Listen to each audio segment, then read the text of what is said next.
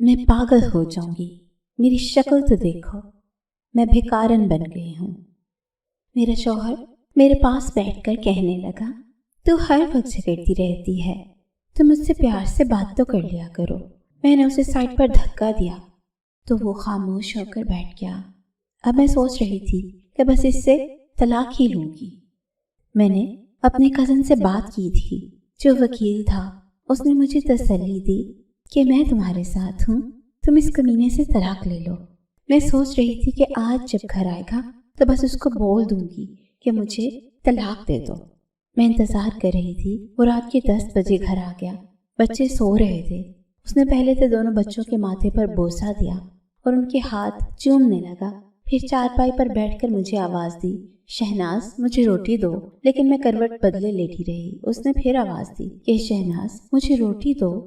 میں چپ ہی رہی۔ وہ میرے پاس آیا تو میں نے سونے کا ناٹک کر کے آنکھیں بند کر لیں۔ مجھ پر کمبل اوڑھ کر بولا کہ سارا دن کام کر کے بیچاری تھک جاتی ہے۔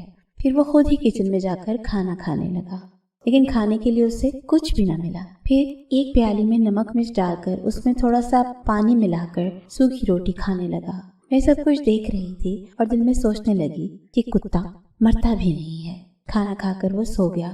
دوسرے دن صبح صبح ہم کسی بات پر جھگڑنے لگے۔ میں نے اسے کہا کہ بس مجھے طلاق دے دو، اب برداشت نہیں کر سکتی۔ وہ طلاق کا نام سنتے ہی خاموش ہو گیا۔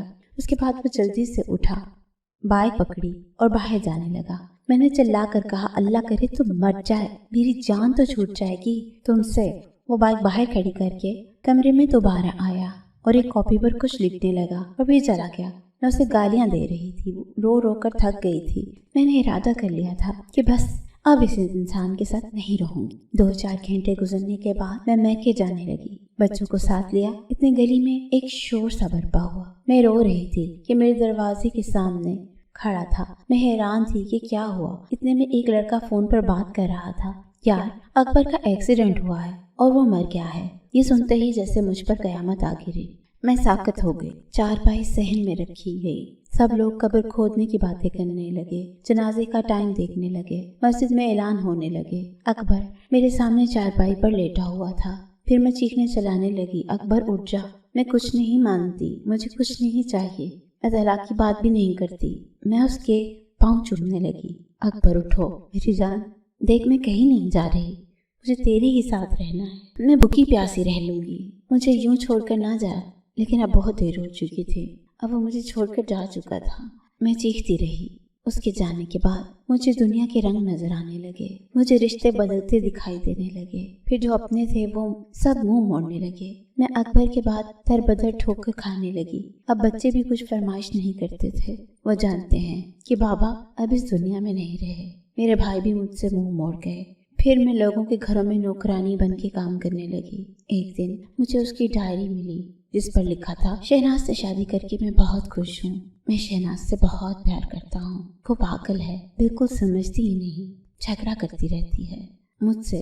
دیکھو آج اس نے مجھے کھانا نہیں دیا، وہ کہتی ہے مجھے مہنگا موبائل لا کر دو، میں اسے کیسے بتاؤں کہ نہیں لا سکتا۔ آج میرے بچوں کو میرے بھائی نے گالی دی، میں بہت رویا۔ میرے بچے میری جان ہیں، اللہ نے چاہا تو ہمارے حالات بدل جائیں گے، پھر شہناز کو دنیا کی ہر خوشی دوں گا۔ آج میری کمر میں اینٹ لگی ہے، زخم بہت گہرا ہے، لیکن شہناز کو نہیں بتاؤں گا، بیچاری پریشان ہو جائے گی۔ مجھ سے کہہ رہی ہے کہ طلاق دو، میں اس کے بنا مر جاؤں گا، ابھی غصے میں ہے، ٹھیک ہو جائے گی۔ میں ڈائری کو سینے سے لگا کر چیخ چیخ کر رونے لگی۔ ہم سفر ہوتا ہے نا، میرا سایہ تھا، میری ڈھال تھا۔ اس کے بعد زمانے کی ٹھوکر میں کھا کر میں سمجھ گئی ہوں، میرے دونوں جہان تھے وہ، میں کیوں ان کو ستاتی تھی، میں کیوں لوگوں کو دیکھ کر بڑے بڑے خواب دیکھتی تھی۔ کیا میں بخش جاؤں گی؟ کیا اللہ مجھے معاف کر دے گا؟ میں مشکل وقت میں بھی اس کا سہارا اور اس کی ہمت نہ بن سکی۔ میں مطلب پرست اور لالچی ہو گئی تھی۔ اب تو اکثر لوگ میری مدد کرتے ہوئے میرے جسم کی بات بھی کرتے ہیں۔ میں اپنی حالت کی خود ذمہ دار ہوں، مجھ پر ترس کھائیے یا دعا کیجیے۔